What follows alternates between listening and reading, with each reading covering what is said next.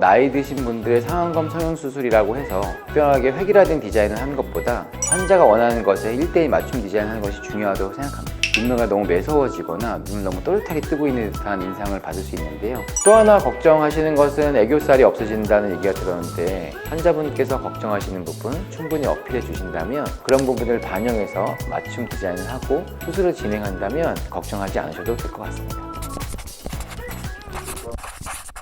지금까지 상안검 성형술과 하안검 성형술에 대해서 말씀을 드렸는데요. 비슷한 부분을 수술하는 다른 수술에 대해서 얘기를 들어보셨을 겁니다. 상안검 같은 경우에는 눈썹과 거상술이 있고요. 하안검 성형술 같은 경우에 눈밑지방 재배치가 있습니다. 서로 어떻게 다른 수술인지 한번 얘기해 보겠습니다.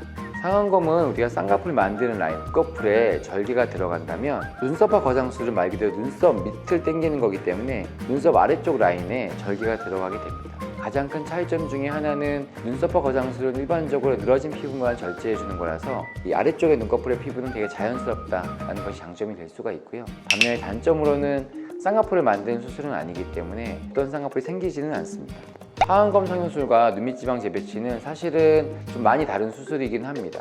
가장 큰 차이는 눈밑지방 재배치의 경우에는 늘어진 피부를 교정해주는 과정이 없다라고 생각하시면 되고요. 하안검 성형술은 늘어진 피부도 교정해주는 과정이 있습니다. 눈밑지방 재배치의 경우에는 의사들마다 사실은 방법의 차이가 조금 있긴 하지만, 저 같은 경우에는 결막을 통해서만 수술을 해주기 때문에 피부 쪽에 보이는 절개선이나 흉터가 없다는 것은 장점이 될 수 있지만요, 이게 늘어진 피부를 교정해주는 데 한계가 있기 때문에 피부가 많이 늘어진 환자분들한테는 효과가 제한적이라 말씀드릴 수 있습니다. 이 환자분 같은 경우에는 사실 상안검, 하안검을 같이 진행한 케이스인데요. 피부 처짐이 있어서 눈꺼풀 바깥쪽도 좀 가려져 있고, 눈 밑에도 지방도 붉어져 있고 피부가 늘어짐이 좀 있는 것이 보입니다. 그래서 수술하고 실밥 뽑기 전까지 중간에 경과는 이런 모습을 보이시는데요. 이분 같은 경우에는 상안검, 하안검, 그러니까 위아래 눈꺼풀을 다 수술했기 때문에 다른 분들보다는 조금 더 붓기가 있는 편이긴 합니다. 그래서 대략 일주일 정도의 실밥을 제거하게 되는데요. 앞에 보셨던 것처럼 실밥을 제거하면 수술 직후의 모습보다는 조금 더 붓기도 많이 빠지고, 사실 지금 봐도 수술 전과 비교했을 때 처짐이 많이 좋아지고 눈 밑에도 많이 팽팽해진 것을 볼 수 있습니다. 이렇게 대략 한 달 정도만 지나도 외부에 다니실 때 크게 위화감이 없고 훨씬 젊어진 모습, 늘어진 피부들이 교정된 모습을 볼 수 있습니다. 다음에 보실 케이스는 남자분 케이스입니다. 중년의 남자분들은 특히 눈꺼풀이 처진 것들 때문에 많이 오십니다. 그래서 이분 경우에도 눈꺼풀 처짐이 진행되어서 바깥쪽이 많이 내려와 있어서 전반적으로 약간 어두운 인상이 남아 있습니다. 그래서 수술을 진행하면 다음과 같은 결과를 기대할 수 있습니다. 보시는 것처럼 바깥쪽에 처져 있는 피부들은 개선이 되었고, 또 또렷한 눈매를 보여서 훨씬 젊어 보이고 조금 더 생기 있는 모습을 볼 수 있습니다.